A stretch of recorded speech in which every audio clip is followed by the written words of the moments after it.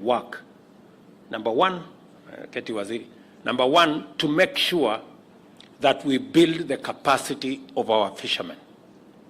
Number two, to make sure that we train all the coxswains. We have been told that we have close to 2,000 coxswains from Lamu all the way to Vanga. I have said we are going to commit public resources to train these men and women so that they can do a better job of harvesting and unlocking the resources that are there in our ocean. And number three, we must be consistent in building the other pieces of infrastructure, landing sites, cold rooms, value addition facilities. All that ecosystem is necessary. And today in the afternoon, we were informed that there is a boat that is being manufactured at almost half the price here in Mombasa for purposes of fishing. And I want to encourage Kenya Shipyard Limited to look at the possibilities of working with the private sector so that we can develop bigger capacity of fish harvesting boats and other gears that will help us unlock that huge potential. I want to insist that we must get the contribution of the blue economy to our GDP from 20 billion to 120 billion in the next 3 years. Waziri, I have said this enough times. And you know me and you and your peers, we have discussed this issue. And you have no excuse, you good people. Yeah? I am being informed that, being sent back to Kinango is not going to be a very good experience. So we all must, we all must do what we have to do. Because, you see, in the ocean, we already have people who are harvesting our resources. We already have huge ships harvesting our resources.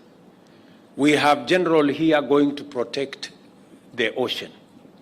How can we protect the ocean so that other people can harvest our resources? Surely. We must build our own capacity, and we must create the partnership between government of Kenya, all the departments involved, the private sector, so that we can unlock the potential that exists in our blue economy, in the ocean resources that we have, so that we can do three things. Number one, we can enhance food security in Kenya. Number two, we can create jobs for the many young people who today are being harassed with drugs and crime and many other things. And number three, we can use it to grow business, to grow our economy. So there is every reason for us to be able or to do this, and to do it with as much commitment and to deploy as much resources as possible. I am sure PS Treasury is now persuaded. I have been trying to call him. Now you will see. This is what I have been telling you. When you talk to people who are seated in offices, sometimes they take time. I wish you would have gone to Liwatoni and look at the kind of infrastructure that is there. With the money we have put in the budget, I think it's about 600 million shillings in the budget, we must make Liwatoni operational, hopefully before January. We must make Liwatoni operational. And we must get the private sector to come on board so that they can use the Liwatoni facility to process, the fish resources that are available. And as we do that, I hope backwards we will be working on making sure that our fishermen and women are doing their part. So, good people, We have a whole plan on how to unlock this. I am also looking forward to Kenya Shipyard Limited working with the private sector and working with our TVETs and working with our universities so that we can also carry them on board and build the necessary skills, competencies, so that we can drive the whole shipping space into the future. We are in a very strategic geographical location. We must take full advantage of our location. And it will be a crime if we don't take advantage of the strategic geolocation that we have as a country. I am very happy that next door in Dongokundu, we now have investors, and shortly we will be breaking ground with those investors. Is that correct, Moses Kuria? Huh? It's correct. Yes. You know, you are witnesses here. Yeah, so all these people are witnesses that you told me it is correct. So shortly we will be coming back again. This Dongokundu is another big facility that we must unlock. We've been discussing Dongokundu for many years. Now is the time to actualize the vision around Dongokundu and the potential that exists around there for growing our exports, making sure that we can drive the whole of that space. I want to speak to the tea exporters in Mombasa. When I came here during the electioneering period, you told me that I should do two things. I hope your people in Mombasa, Abdul Samad, are listening. They told me two things. They told me, number one, I should remove tax on tea. In this year's budget, we have removed tax on tea. They told me, number two, I should remove tax on packaging material. In this year's budget, I have removed tax on packaging material. And they promised me that if I do those things, they will create 10,000 jobs in Mombasa. Now I am waiting. Si tulikubali tunagawana kazi. Mimi, I do my part. The private sector must do its part.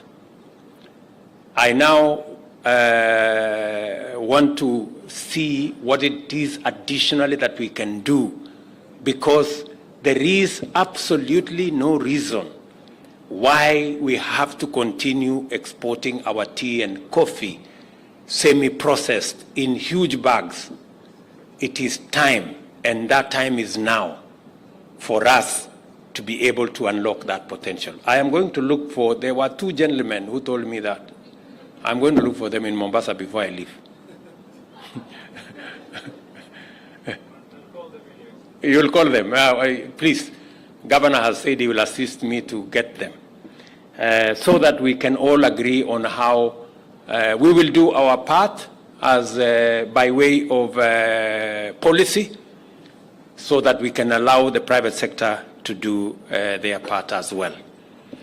So I do not want to crowd this very important with many of the other things that we are doing, but I am very happy that though it is late, I am very happy that we have come here so that we can do this piece of good work, and I look forward to working with the Kenya Shipyard Limited and our Ministry of Defense to also bring the private sector into play so that we can do more better with the facilities that we have here.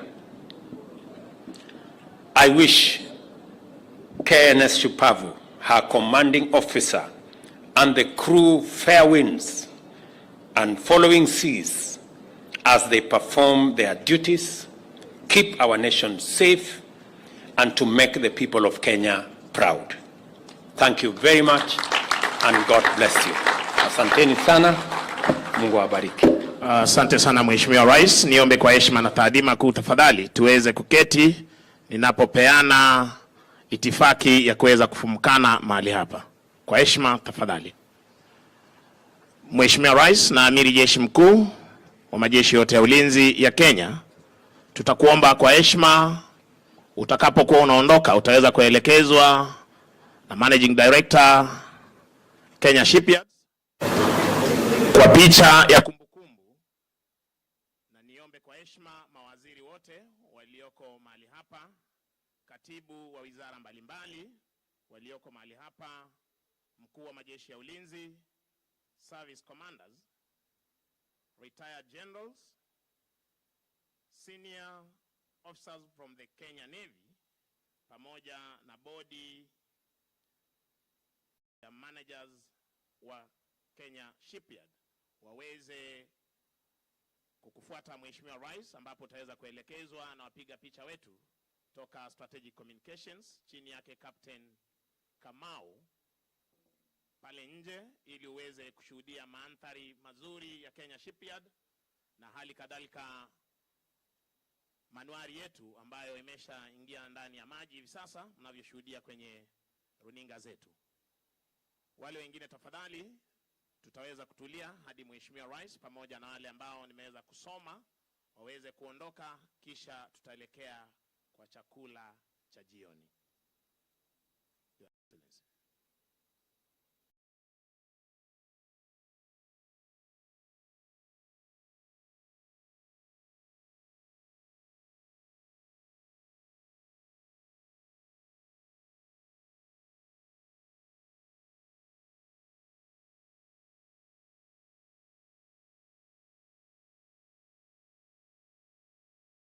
I have just seen that in our midst we have our seniors, our elders. We have General Kibwana there, Pige Makofi, and we have General Mwatete hapo to Pige Makofi. And in a very special way to thank and to congratulate General Mwatete. I know he has something to do with this facility. Must be a very proud person seeing what is going on here. Pongezi.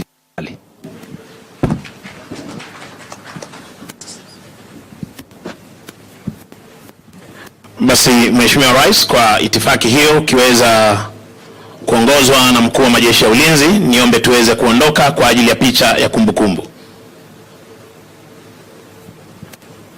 Na wale wote tafadhali nilisema tuweze kubaki, waheshimiwa mawaziri, makatibu, serving and retired generals, senior officers from the Kenya Navy waweze kuelekea kwa picha. Wengine tafadhali niombe Mheshimiwa Rais anapoelekea mahali pa picha tuweze kupata chakula cha jioni. Mtaweza kuelekezwa na